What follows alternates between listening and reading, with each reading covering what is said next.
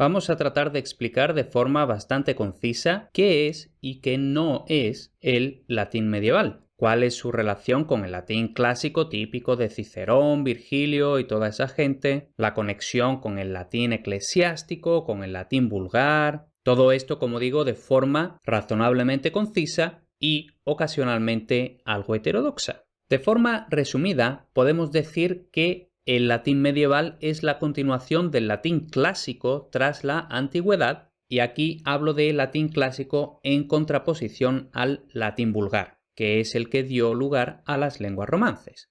Aquí doy por supuesto que se ha visto mi otro vídeo sobre qué es y qué no es el latín vulgar. Allí explicaba que, al contrario de lo que se suele pensar, el latín vulgar no es la evolución, no es la deformación del latín clásico. No, sino que realmente el latín vulgar era, por decirlo rápido, el latín normal, el que se usaba todos los días y que por eso dio lugar a las lenguas romances, mientras que el latín clásico es realmente lo que se desvía del latín normal. El latín clásico es mucho más elaborado, el latín vulgar, por tanto el latín normal, es el que se usaba todos los días. Algo así como que el español que usamos todos los días es bastante diferente, es esencialmente la misma lengua, pero bastante diferente al español muy elaborado de, por ejemplo, las Soledades de Góngora, que sería el equivalente al latín clásico. Pues bien, sabido eso, tenemos que ampliar un poco este esquemita. Por un lado, como decimos, del latín vulgar, concretamente ya del vulgar y tardío, tardo-vulgar, van a salir las lenguas romances, el italiano, el español, el francés, el catalán, portugués, etcétera, etcétera, mientras que del clásico va a continuar el latín medieval. Esto lo vamos a matizar un poquito más. Pero, como había dicho al principio, el latín medieval es la continuación del latín clásico, mientras que las lenguas romances son la continuación del latín vulgar. Pero a su vez, como también vamos a ver, el latín medieval, como ya no era la lengua nativa de nadie, es decir, que objetivamente era ya una lengua muerta, y esto incluso en los territorios donde se había hablado latín, allí ya la gente hablaba lenguas romances, no latín vulgar. Bueno, pues como digo, este latín medieval, que es continuación del clásico, sí, pero también se va a ver muy influenciado por la lengua nativa de cada autor. Es decir, el latín medieval se va a ver influenciado por el italiano, por el español, por el francés y otras lenguas romances, y no solo romances, porque el latín medieval también lo usaban personas, principalmente relacionadas con la iglesia y todo eso, de territorios donde la lengua vernácula no era romance, por ejemplo, el alemán, el inglés, etc. Es decir, el latín medieval, como no podía ser de otra forma, es altamente heterogéneo dependiendo del territorio donde se usa, pero también de muchos otros factores, como la propia educación del usuario. Y antes, por cierto, dije que el latín era ya una lengua muerta, y aquí habrá gente que dice, bueno, pero si se usaba el latín, no podía estar muerta. Eso dependiendo de cómo definamos lengua muerta, aquí no vamos a entrar en esa definición, pero sí hemos dicho que el latín en la Edad Media ya no era la lengua nativa de nadie. Entonces, esto hay gente que ha comparado el latín medieval con una especie de cadáver, por tanto, está muerto, pero a ese cadáver, como ocurre con los cadáveres de verdad, todavía le crecen las uñas y el pelo. En fin, eso lo dejo ahí más que nada por curiosidad. Ahora vamos a seguir con lo nuestro. Realmente, al contrario de lo que yo he dicho antes de forma simplificada, el latín medieval parte no del latín puramente clásico de Cicerón y toda esa gente, sino del latín que es más o menos clásico, pero realmente más tardío, es decir, ya a partir del siglo II y III después de Cristo. Entonces vamos a verlo de forma algo más visual.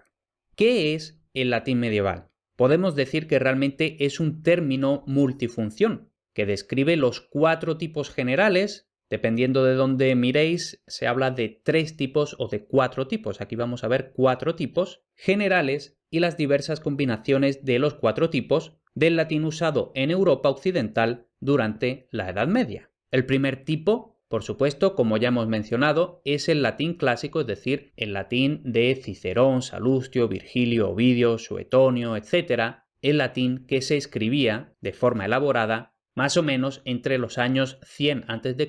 y 150 después de Cristo. Estos textos del latín clásico van a ser una especie de estándar que es el que los que estudiaban latín en la Edad Media aprendían y al que ellos aspiraban. Y aquí hablo de aprender en contraposición a adquirir. En terminología de aprendizaje de lenguas se distingue aprender como lo que se aprende de forma consciente en una escuela, etc., mientras que adquirir es el, digamos, aprendizaje inconsciente, típicamente el de la lengua nativa de cada uno que adquiere desde su niñez sin necesidad de estudiarla.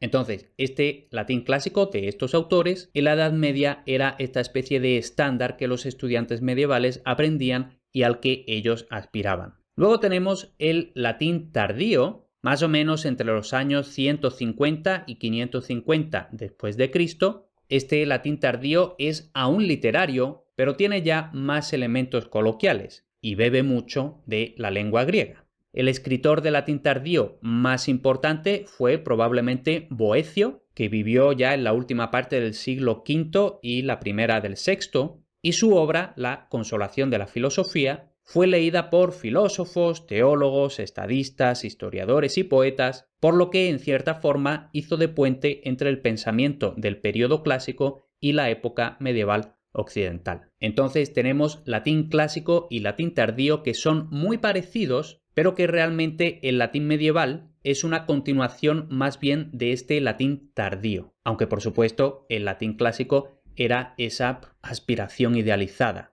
Luego tenemos, por supuesto, el latín eclesiástico, principalmente el de los primeros apologistas occidentales y padres de la Iglesia, Tertuliano, siglo II, III después de Cristo, Ambrosio, siglo IV, Jerónimo, siglos IV y V, y Agustín, también siglos IV y V. Estos autores tenían educación clásica, pero se expresaban en una mezcla de su latín clásico aprendido, no adquirido, y el de las traducciones latinas de la Biblia y el latín popular de la gente del pueblo. Probablemente el más influyente de todos estos textos fue la traducción de la Biblia de Jerónimo, la llamada famosamente Vulgata, que llegó a sustituir traducciones anteriores. Y por último tenemos el latín popular, que al contrario que los anteriores era la lengua de la vida cotidiana usada de forma eminentemente hablada.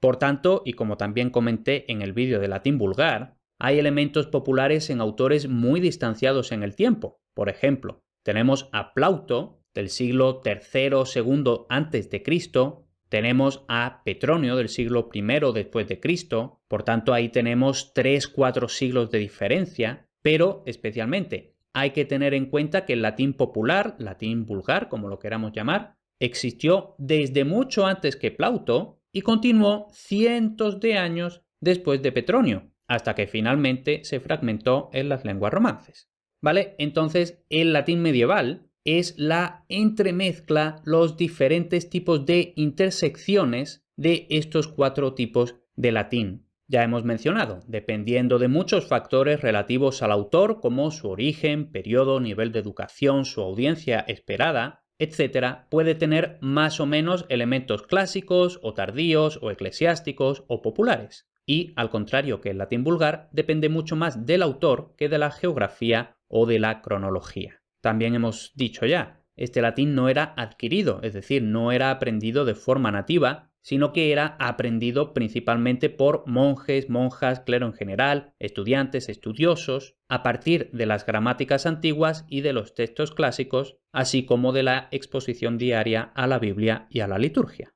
Y ya por último vamos a dar unas poquísimas pinceladas a características de este latín vulgar. En cuanto a la ortografía, que es lo primero que se suele ver, vamos a ver algunas variaciones, por supuesto me refiero a variaciones si lo comparamos con el latín clásico, que es el modelo. Entonces, comparado con el latín clásico, en el latín medieval vamos a tener variaciones ortográficas debidas a los cambios de pronunciación en las diversas regiones. Por ejemplo, el diptongo AE clásico suele aparecer directamente como E, porque el diptongo AE ya en latín vulgar, muy temprano además, había monoptongado a E. Luego, como también habíamos dejado caer, la sintaxis suele tener interferencia de la sintaxis de la lengua nativa del autor. Aquí ya entrará otra vez el nivel de educación del autor. Entonces, por poner un ejemplo, si el autor es culto y además tiene la expectativa de que su audiencia también sea culta, entonces, por ejemplo, tenderá a usar más oraciones de infinitivo. Mientras que si el autor no es tan culto y o supone que su audiencia no es especialmente culta, tenderá a no usar oraciones de infinitivo, que son una construcción clásica que, por lo general, se ha perdido en las lenguas romances. Y por supuesto, en cuanto al vocabulario, tiene que adaptarse a realidades inexistentes en tiempos anteriores. Por tanto, se van a crear palabras o se van a adaptar el significado de las palabras, se van a actualizar, etcétera, etcétera. En fin, con eso terminamos esta presentación razonablemente concisa y ocasionalmente heterodoxa. Si te interesa mucho todo esto del latín medieval, que por cierto es algo que incluso en filología clásica se ve muy poco, si es que se ve, si acaso hay alguna optativa, y yo entiendo que filología clásica es filología clásica, pero bueno, al fin y al cabo el latín medieval tiene una afinidad bastante alta, ¿no? Como hemos visto. Entonces, seas filólogo clásico o no, lo importante, si te interesa el latín medieval, latinmedieval.com, ahí iremos viendo un poquito más de teoría, principalmente el tema de la fonética y la ortografía, también algunas pinceladas sobre esto que hemos adelantado de los cambios morfosintácticos, pero especialmente, y lo que supongo que es más interesante para prácticamente todo el mundo, trabajaremos algunos textos medievales, más o menos fáciles, más o menos adaptados, pero poquito a poco. Yo, como he dejado caer, tampoco soy especialista, pero esto me sirve a mí también para ponerme las pilas en el tema.